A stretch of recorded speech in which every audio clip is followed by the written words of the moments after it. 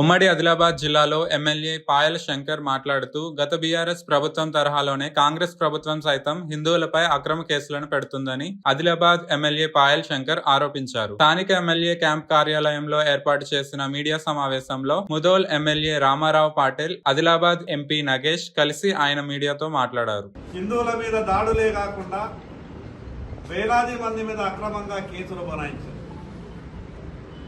ప్రభుత్వం మారి కాంగ్రెస్ ప్రభుత్వం వచ్చిన తర్వాత మేము అనుకున్నాం, గత టీఆర్ఎస్ ప్రభుత్వం తీరు ఈ ప్రభుత్వం వ్యవహారం చెయ్యదేమో, బాధితులు కాంగ్రెస్ పార్టీలో కూడా ఉన్నారు కదా, కొంత మానవత్వంగా ఆలోచించి ప్రభుత్వాన్ని నడుస్తారని మేము ఆలోచించాం.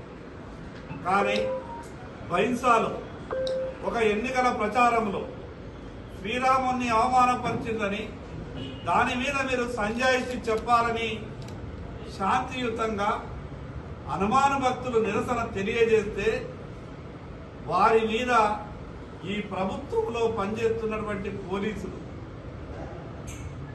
హనుమాన్ భక్తులంతా కూడా కోడిగుడ్డతో దాడులు చేసిండ్రని, రాళ్లతో దాడులు చేసిండ్రని, మారణాయుధాలతో చంపడానికి ప్రయత్నం చేసిందని అక్రమంగా 307తో పాటు మిగతా బెయిల్ రాకుండా క్రిమినల్ కేసులు పెట్టి దాదాపు 35 రోజులు హనుమాన్ దీక్ష భక్తులను జైల్లో ఉంచింది ఈ కాంగ్రెస్ ప్రభుత్వం. ప్రజలంతా కూడా నవ్వుకునేటట్టు, అసలు హనుమాన్ దీక్ష తీసుకున్నటువంటి భక్తులు ఆ దీక్షా సమయంలో కోడిగుడ్లను చేతిలో పడతారా, లేదా హనుమాన్ దీక్ష తీసుకున్నటువంటి భక్తుల చేతిలో వాళ్ళ చేతుల్లో జపమాల తప్పితే ఎటువంటి మారణాయుధాలు వాళ్ళు తీసుకొని తిరుగుతారా? చిన్న పిల్లలని చూడకుండా వాళ్ళ ఇళ్లలో ముసలి వాళ్ళు ఎక్కడా కూడా కనీస మానవత్వాన్ని పోలీసులు ప్రదర్శించకుండా ఇళ్లకి వెళ్ళి జబర్దస్తిగా తీసుకొని ఆ నిరసన కార్యక్రమంలో లేనటువంటి వాళ్ళ మీద కూడా జబర్దస్తిగా కేసులు బనాయించి కోర్టులలో బెయిల్ రాకుండా అడ్డగించి వాళ్ళందరికీ ఒక మానసిక క్షోభని మిగిలించే విధంగా ఈ ప్రభుత్వం ప్రయత్నం చేసింది.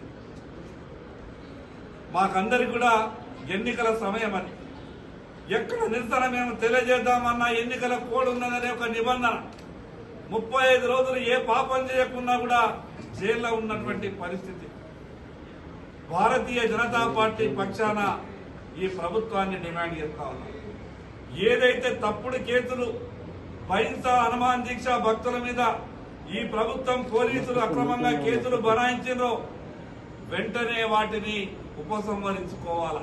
టిఆర్ఎస్ పార్టీ కేటీఆర్ హిందువుల యొక్క సంస్కృతుల్ని, సాంప్రదాయాల్ని, ఆచారాల్ని కించపరుస్తూ మాట్లాడేటువంటి సందర్భంలో శాంతియుతంగా నిరసన వ్యక్తం చేస్తే ఎక్కడ కూడా మరి ఏ విధంగా కూడా ప్రెషర్ చేసినటువంటి సందర్భాలలో కూడా ఒకసారి ఆలోచించాలి. ఎందుకంటే దాన్ని వేరేగా ముడిపడి దాదాపుగా చాలా మందిని ఈరోజు అమాయకులందరినీ కూడా ఇందాక చెప్పినట్టుగా వాళ్ళ యొక్క కంట్రోల్లో బైండ్ ఓవర్ పేరు మీద వాళ్ళ పోలీస్ స్టేషన్లో ఉన్నటువంటి వాళ్ళందరినీ కూడా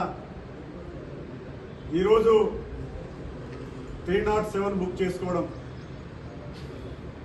అంటే పోలీసులు కూడా వాళ్ళ వెంబడి ఉన్నట్టుగా భావించాలి.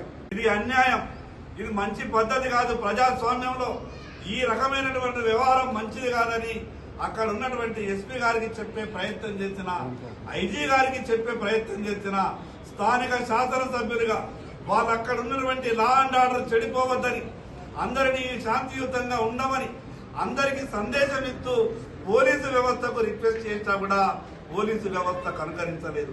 అందుకే జరిగినటువంటి విషయం మీద ఏ పోలీసు అధికారులైతే అత్యుత్సాహంతో ఆ రోజు టీఆర్ఎస్ ప్రభుత్వం చెప్పినట్టు చేసినట్టు గాని ఈ రోజు కాంగ్రెస్ ప్రభుత్వం చెప్పినట్టు కూడా కొందరు అధికారులు అత్యుత్సాహాన్ని ప్రదర్శిస్తా ఉన్నారు. జరిగినటువంటి విషయం మిగతా హిందువుల మీద ఎక్కడనో దాడులు జరిగితే ఈ ప్రభుత్వానికి ఆలోచన రాదు. అదే ఇక్కడ జైనూరులో 100 మంది దాడులు చేస్తే దాని మీద మాట వరుస కూడా ఈ ప్రభుత్వం మాట్లాడలేదు. ఎటువైనా మీ 307లు మొత్తం 100 మంది వచ్చి ఆడవాళ్ళు, మగవాళ్ళు, చిన్నపిల్లలను చూడకుండా ఇళ్లలో గుంజి బట్టలన్నీ కూడా తీసి కొట్టే ప్రయత్నం చేస్తే కూడా ఈ పోలీసు వ్యవస్థ కనీసం కనుకరించలేదు, మాట్లాడలేదు. అదే హిందువులైతే నిరసన శాంతియుతంగా తెలియజేసిన మారణాయుధాలతో దాడులు చేసిందని చెప్తారు, గుడ్లతోని దాడులు చేసిందని చెప్తారు, రాళ్లతోని తలలు మొదలుపట్టిందని చెప్తారు. ఇది మంచి పద్ధతి కాదు.